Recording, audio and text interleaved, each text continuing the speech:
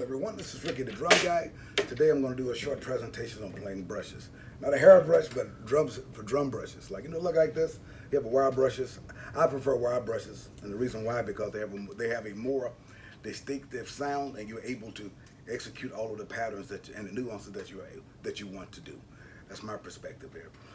You see, I have this brush extended to its maximum capabilities, but what I like mine to pull mine in a little bit so it looks kind of like a blade, kind of. And the reason why is that I have more control of it.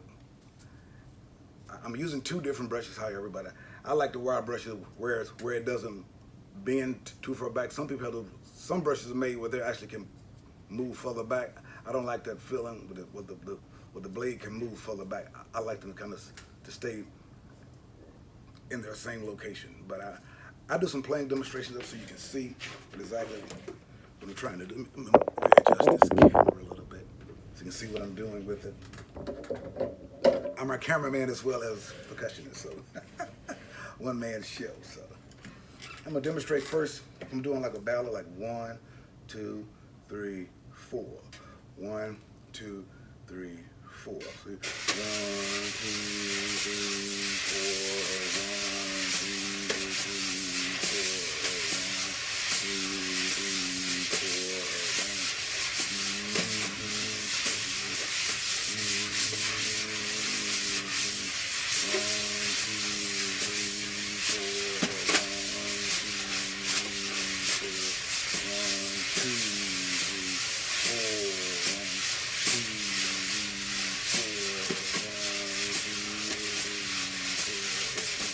kind of like that kind of feeling.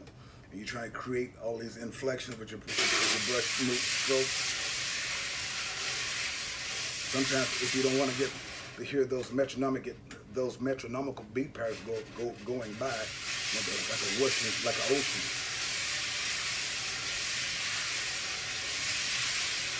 When you're at the beach and the waves are going whoosh,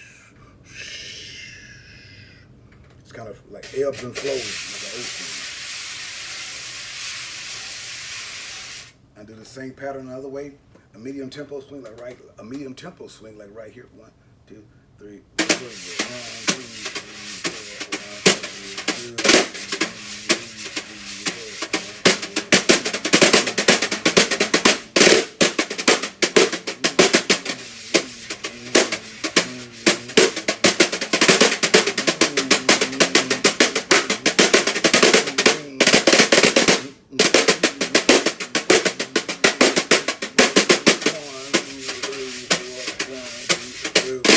And the main thing is, again, we're playing groove music, swinging, still grooving, but you still want that feeling.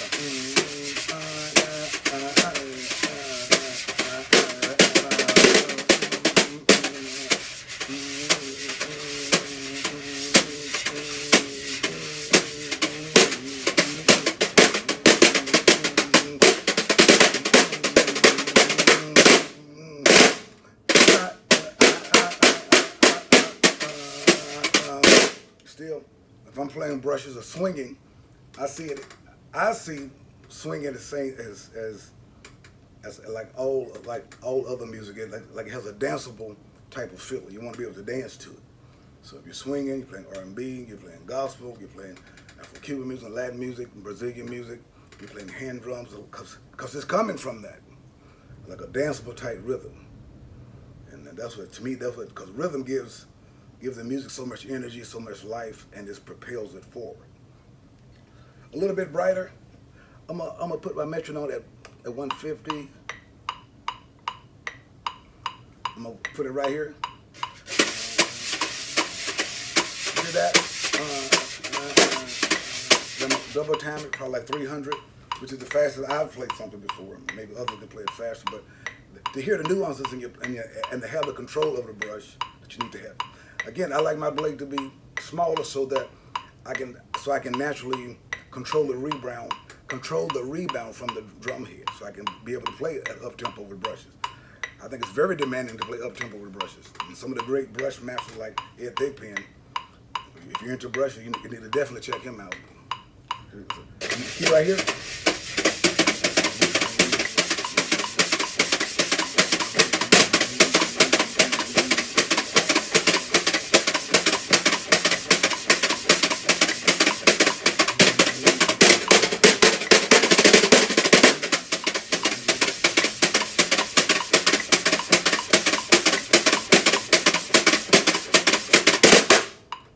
brushes so that the bounce doesn't get too close, too compressed, or that it's not dragging.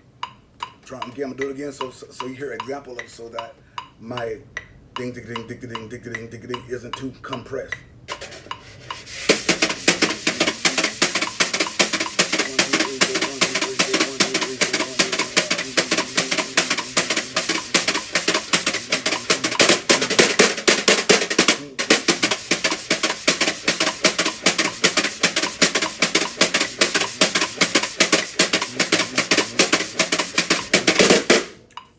Hard to control.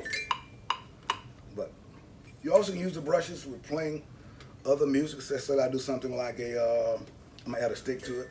So I'm doing like an Afro-Cuban kind of thing, a 6/8. I'm going for my thing.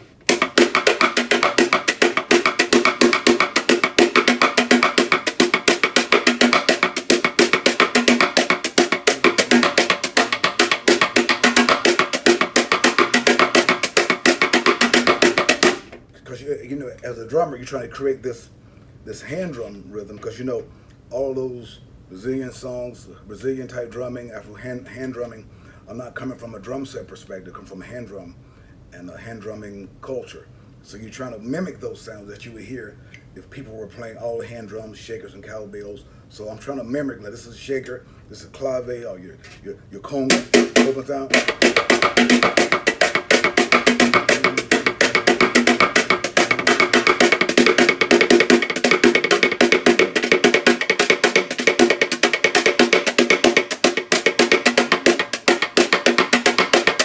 Trying to get that sound. Or if you're doing something like trying to mimic a samba sound.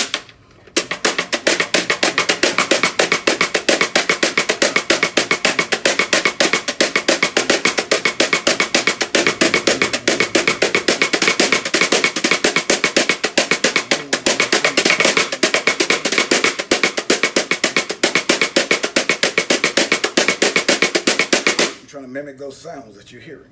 So you want to, like a popular music, R&B kind of feel, you want that?